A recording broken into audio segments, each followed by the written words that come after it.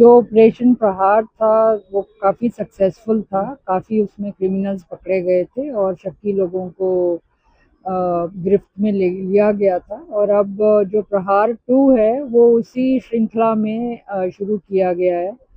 जो गैंगस्टर्स पे वॉर है वो पहले 72 आवर्स का एक जनवरी में भी मुहिम चलाई गई थी।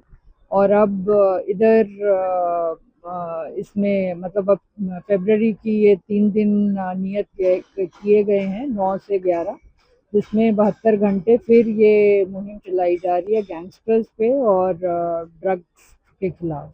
कैसे देखते हैं कि इस मुहिम में लग रहा है कि जैसे कल गौरव यादव ने डीजीपी साहब ने प्रेस कॉन्फ्रेंस की थी, वो कह रहे हैं कि जितने भी क्रिमिनल लोग हैं उन पर जो शिकंजा कसा जाएगा, तो ऐसे में कैसे देखते देखो, लॉ जो पुलिस का काम ही शिकंजा कसना है। और बीच में कई बार ऐसा होता है कि जो जनरल पुलिसिंग में कई बार रोज़मर्रा की ज़िंदगी में थोड़ी लैक्सिटी आ जाती है, तो उसको थोड़ा इंटेंसिफाई करने के लिए तो इसको चलाया गया है 3 डे, ताकि जितना भी सारी फोर्स है बाहर से भी फोर्स लाई गई है और डिप्लॉय करी गई है। और total maximum show off force के साथ जो क्रिमिनल एलिमेंट्स हैं उनके ऊपर शिकंजा कसा जाए।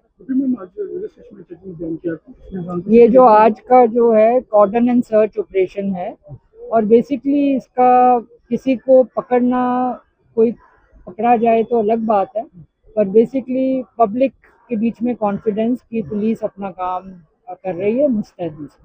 पुलिस द्वारा क्या आरोपियों पर कोई अभी तक जानकारी मिल पाई, कितनों के खिलाफ अभी तक मामले दर्ज किए गए? सुबह से हमने इस ऑपरेशन प्रहार 2 के अधीन जो हमारी रेड पार्टीज की तरफ से रेड करेगी, तो हमने कुल मिला के 100 से ऊपर जगहों पे रेड किया है। अभी तक जो हमारे पास प्रिलिमिनरी इन्फॉर्मेशन आ रही है उसमें हमने 50 के आसपास अपने क्रिमिनल्स राउंड अप किए हैं। इनके ऊपर जैसे आगे की कार्रवाई की जाती है, कितनी एफआईआर्स में कन्वर्ट होती है, कितनी गिरफ्तारियां होती हैं, और अभी भी जैसे हमने cordon and search operation Jalandhar cantt railway station में शुरू किया, इसकी जो भी अचीवमेंट्स आती हैं तो दिन में आपसे एक बार हम शेयर करते हैं। कितने इलाके सेंसिटिव है जिन्हों पे पुलिस सर्च कर रही है? देखो, हर एक पुलिस स्टेशन के हमारे क्रिमिनल्स हैं जिनकी हमने अपनी तरफ से पुलिस स्टेशन वाइज लिस्टिंग करी है, और हर एक पुलिस स्टेशन की ही अपनी रेडिंग पार्टीज रेड करने गई हैं under the supervision of their एसीपीज।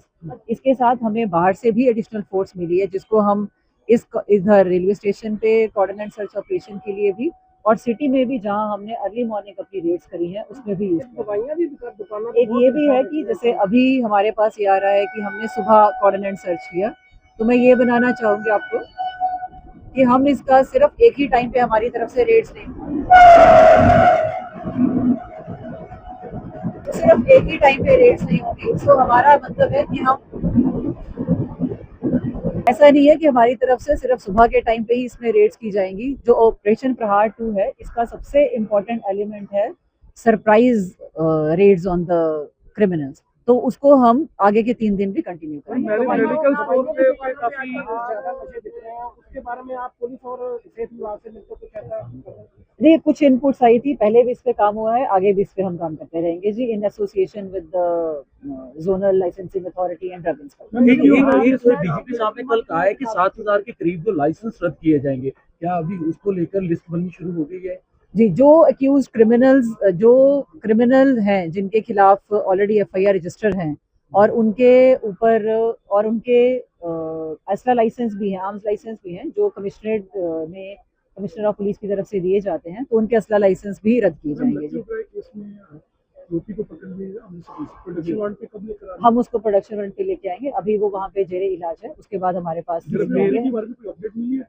उस पे हमारी पार्टीज रेड कर रही हैं, so we have good technical inputs on that, जिसपे हमारा आगे काम चल रहा है।